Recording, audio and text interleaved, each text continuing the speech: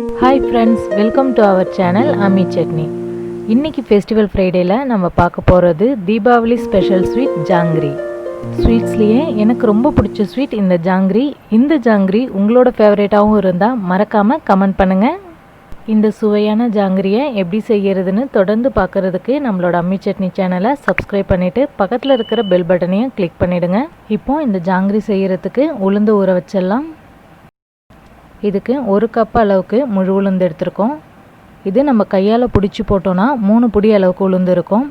இது 2 மணி நேரம் அளவுக்கு ஊற வச்சிடலாம். இப்போ உளுந்து நல்லா ஊறிடுச்சு. இதுலேருந்து தண்ணியெல்லாம் வடிகட்டிட்டு கிரைண்டரில் சேர்த்து நல்லா அரைச்சி எடுத்துக்கலாம். நம்ம 3 கை அளவுக்கு உளுந்து எடுத்திருந்தோம். அந்த அளவுக்கு இது மாதிரி 3 கை அளவுக்கு மட்டும் தண்ணி தெளித்து மாவு நல்லா கெட்டியாக அரைச்சி எடுத்துக்கலாம். ஜாங்கிரிக்கு நம்ம போட்டிருக்கிற உளுந்தெல்லாம் நல்லா அரைபட்டு மாவு இது மாதிரி திக்காக இருந்தால் போதும். ரொம்பவும் தண்ணி விட்டு பூக்க கூடயே தேவையில்லை. உளுந்து மாவில் கொஞ்சமாக கேசரி பவுடர் சேர்த்து நல்லா மிக்ஸ் பண்ணி எடுத்து வச்சுக்கலாம். ஜாங்கிரிக்கு உளுந்து மாவு ரெடி ஆகிடுச்சு. இப்போ பாகு காய்ச்சறதுக்கு எந்த கப்பால் உளுந்து எடுத்தோமோ அதே கப்பாலேயே 3 கப் அளவுக்கு சர்க்கரை எடுத்துக்கலாம். சர்க்கரை பாகை முன்னாடியே ரெடி பண்ணி ஆற விடக்கூடாது. ஜாங்கிரியை சர்க்கரை பாகில் சேர்க்கும் போது பாகு மிதமான சூட்டில் இருந்தால் தான் ஜாங்கிரி பாகை நல்லா உறிஞ்சிட்டு நல்லாயிருக்கும். சர்க்கரை கரையிற அளவுக்கு மட்டும் தண்ணி சேர்த்து ஃப்ளேமை சிம்மில் வச்சிடலாம். சர்க்கரை கரையிட்டோம். சர்க்கரைலாம் கரைஞ்சி பாகு நல்லா கொதிக்க ஆரம்பிச்சிடுச்சு. இப்போது இதில் கொஞ்சமாக கலர் பவுடர் சேர்த்துக்கலாம். அப்போ தான் ஜாங்கிரி நல்லா அட்ராக்டிவான கலரில் அழகாக இருக்கும். இது இன்னும் கொஞ்சம் நேரம் கொதிக்கட்டும். பாகு எந்த பதத்தில் இறக்கணுன்றதை பார்க்கலாம். பாகு இது மாதிரி கரண்டியில் எடுத்து சுட்டும் போது கடைசி 2 சொட்டு பார்த்திங்கன்னா பொறுமையாக விழும். இந்த ஸ்டேஜில் நம்ம ஸ்டவ்வை ஆஃப் பண்ணிடணும். ஜாங்கிரி சுற்றுறதுக்கு அகலமான ஒரு பேனில் கம்மியாக எண்ணெய் சேர்த்து சூடு பண்ணிக்கலாம். ஜாங்கிரி சுற்றுறதுக்கு பால் பாக்கெட்டோட கார்னரில் திட்டமான சைஸில் கட் பண்ணி வச்சுருக்கோம். இப்போ இதில் மாவை ஃபில் பண்ணிடலாம். மாவை ஃபில் பண்ணிவிட்டு பிளேட்டில் சுற்றி பாருங்கள். சைஸ் சப்போஸ் சின்னதாக இருந்ததுன்னா அதுக்கப்புறமா கொஞ்சம் பெருசாக கட் பண்ணி எடுத்துக்கலாம். பால் பேக்கெட்டை கோன் மாதிரி பிடிச்சிக்கலாம். கட் பண்ண சைஸ் சரியாக இருக்குது. இப்போ நம்ம ஜாங்கிரி சுற்றிடலாம். ஃபஸ்ட்டு ஒரு ரவுண்ட் போட்டுட்டு செகண்ட் ரவுண்டை மேல் வட்டமாக இது மாதிரி பூ மாதிரி அழகாக சுற்றிட்டே வர வேண்டியதான். அவ்வளோதான். இப்போ நமக்கு சூப்பரான பூ ஜாங்கிரி ரெடி ஆகிடுச்சு. ஜாங்கிரி சுற்றுறதுக்கு எண்ணெய் நிறையா ஊற்றாமல் கம்மியான எண்ணெயில் மேலே சுற்றும் போது ஜாங்கிரி ஓடாமல் நமக்கு அழகாக வரும். ஜாங்கிரி ஒரு சைடு வெந்ததுக்கப்புறமா திருப்பி போட்டிருக்கோம். இப்போ 2 சைடும் வெந்தடிச்சு எடுத்துடலாம்.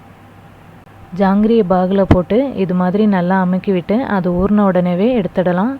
ஜாங்கிரியை ரொம்ப நேரம் பாகில் ஊற போட தேவையில்லை. ஜாங்கிரியை ஈஸியாக சுற்றுறதுக்கான சில டிப்ஸ் பார்க்கலாம். இது மாதிரி அகலமான ஒரு பேனில் கம்மியான அளவுக்கு எண்ணெய் சேர்த்துட்டா போதும். ஜாங்கிரி சுற்றும் போது அது அடியில் போய் உட்காராத அளவுக்கு எண்ணெய் இருந்தாலே போதும். அப்போ தான் நமக்கு ஜாங்கிரி அழகாக வரும். எண்ணெய் சூடானதும் ஃப்ளேமை சிம்மில் வச்சுட்டு அதுக்கப்புறமா ஜாங்கிரி சுற்றணும் அப்படின்னா கை சூடாகாமல் ஜாங்கிரி சுற்றுறதுக்கு ஈஸியாக இருக்கும். ஜாங்கிரி சுற்றுறது ரொம்பவும் ஈஸி தான். 2-3 தடவை சுற்றினதுக்கப்புறமா பழக்கத்தில் நமக்கு அழகாக வந்துடும். ஜாங்கிரியை பாகில் போட்டு இது மாதிரி ஃபுல்லாக பாகில் முக்கிட்டு 2 சைடுமே திருப்பி போட்டு அதுக்கப்புறமா உடனே எடுத்துடலாம். இப்போ பாகு ஃபுல்லாக உறிஞ்சிட்டு ஜாங்கிரி அழகாக வந்திருக்கு. இப்போ நம்ம 3 ஜாங்கிரி சுற்றிடலாம். சுற்றும் போது இது மாதிரி நெருக்கமாக சுற்றணும் அப்படின்னா ஜாங்கிரி பார்க்குறதுக்கு அழகாக இருக்கும். 3 கை அளவு உளுந்துக்கு 15 ஜாங்கிரி வரும். நம்ம ஃபஸ்ட் டைம் ட்ரை பண்ணும்போது அதிகமாக உளுந்து ஊற போடாத 1 கை அளவுக்கு மட்டும் உளுந்து ஊற வச்சு மிக்சிலேயே அரைச்சி கூட நம்ம செய்யலாம். 1 கை அளவு உளுந்துக்கு 3 கை அளவுக்கு சர்க்கரை பாகு எடுத்தால் சரியாக இருக்கும். 5 ஜாங்கிரி அளவுக்கு கிடைக்கும்.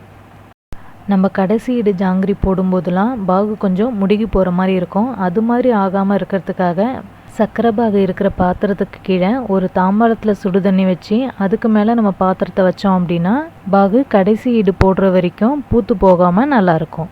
இன்றைக்கி நம்ம சுவையான ஜாங்கிரி எப்படி செய்கிறதுனோ ஜாங்கிரி நல்லா வர்றதுக்கான சில டிப்ஸையும் பார்த்தோம். இந்த ஸ்வீட்டான தீபாவளி ஸ்பெஷல் ஜாங்கிரியை நீங்களும் வீட்டில் ட்ரை பண்ணி பார்த்துட்டு உங்களோட ஸ்வீட்டான கமெண்ட்ஸ் எங்களுக்கு அனுப்புங்க. ஜாங்கிரி எப்படி வந்திருக்குன்னு பார்க்கலாம். மேலே கொஞ்சம் கிறிஸ்பாகவும் உள்ள ஜூஸியாகவும் சூப்பராக இருக்கும்.